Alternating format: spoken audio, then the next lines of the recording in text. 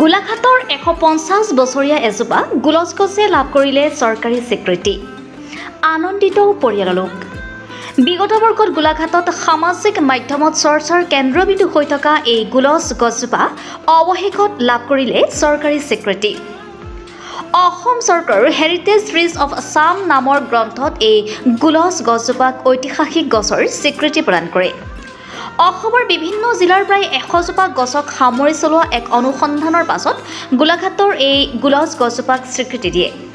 নগৰৰ প্ৰয়াত সুৰেন্দ্ৰনাথ শইকীয়াৰ বাসগৃহৰ চৌহদত থকা এই গোলচ গছজোপা বিগত বৰ্ষত পথ বহলীকৰণৰ বাবে বিভাগীয় কৰ্তৃপক্ষই কাটিব লগা হ'ব বুলি প্ৰচাৰ হোৱাত নগৰৰ বিভিন্নজনে ইয়াৰ তীব্ৰ বিৰোধিতা কৰিছিল আৰু অৱশেষত বিভাগে গছজোপা নকটাৰ সিদ্ধান্ত গ্ৰহণ কৰে আৰু তাৰ পাছতেই অসম চৰকাৰৰ এনভাইৰনমেণ্ট এণ্ড ফৰেষ্ট ডিপাৰ্টমেণ্টৰ দ্বাৰা প্ৰকাশিত হেৰিটেজ ট্ৰিজ অৱ আছাম নামৰ গ্ৰন্থখনত ঐতিহাসিক গছৰূপে স্বীকৃতি লাভ কৰে। সঁচাকৈ খুব গৌৰৱ অনুভৱ কৰিছোঁ যে আজি আমাৰ বাসস্থানৰ সন্মুখত থকা গোলচ গছজোপা অসম চৰকাৰৰ অধীনত হেৰিটেজ ট্ৰিজ অৱ আছামৰ যি এক শীৰ্ষক এক কিতাপ উন্মোচন হৈছে, সেই গ্ৰন্থখনত আমাৰ এই গছজোপাৰ নাম উল্লেখিত হৈছে আৰু যিহেতু সংৰক্ষণৰ ব্যৱস্থা কৰা হৈছে, আজি কেইমাহমানৰ আগতে গছজোপাৰ আমাৰ কটাৰ কথা এটা ওলাইছিলে।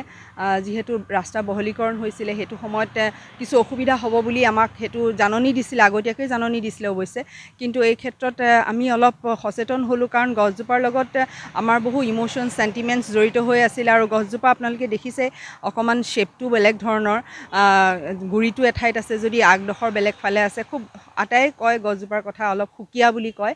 সেইকাৰণে আমি সেই সময়ত অকণমান আমি ইয়াতে জ্যেষ্ঠ নাগৰিকসকলক যোগাযোগো কৰিলোঁ আৰু বহু সাংবাদিকে আমাক সেইটো সময়ত আমাক সহযোগ কৰিলে আৰু তেওঁলোকৰ চেষ্টাতে গছজোপা সুৰক্ষিত হ'ল আৰু আজি অসম চৰকাৰকো মই ইয়াৰ পৰাই বহুত বহুত ধন্যবাদ জ্ঞাপন কৰিছোঁ এই ধৰণে সচেতন হৈ গছজোপা সুৰক্ষিত কৰাৰ বাবে। এই গছজোপা স্বীকৃতি প্ৰদান কৰাৰ বাবে অসম চৰকাৰক ধন্যবাদ জ্ঞাপন কৰে পৰিয়ালৰ লোকে।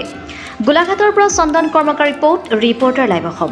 লাগিছে অসম চৰকাৰে এটা ব্যৱস্থা গ্ৰহণ কৰিছে। অসম চৰকাৰ বন বিভাগে যিখন কিতাপ উলিয়াইছে হেৰিটেজ ট্ৰিজ অৱ আছাম, এই গ্ৰন্থখনত এই গছজোপাৰ নাম সন্নিৱিষ্ট হৈছে। তাৰ কাৰণে আমাৰ বন বিভাগৰ মন্ত্ৰী শ্ৰদ্ধা চন্দ্ৰমোহন পাটোৱাৰী ডাঙৰীয়া আৰু অসমৰ মাননীয় মুখ্যমন্ত্ৰী হিমন্ত বিশ্ব শৰ্মা ডাঙৰীয়াক ধন্যবাদ জ্ঞাপন কৰিছোঁ। এজোপা 150 বছৰীয়া গছ, যিজোপা আচলতে সংৰক্ষণ হ'ব লাগিছিল আৰু অসম চৰকাৰে কৰিছে, সেইকাৰণে খুব ভাল লাগিছে।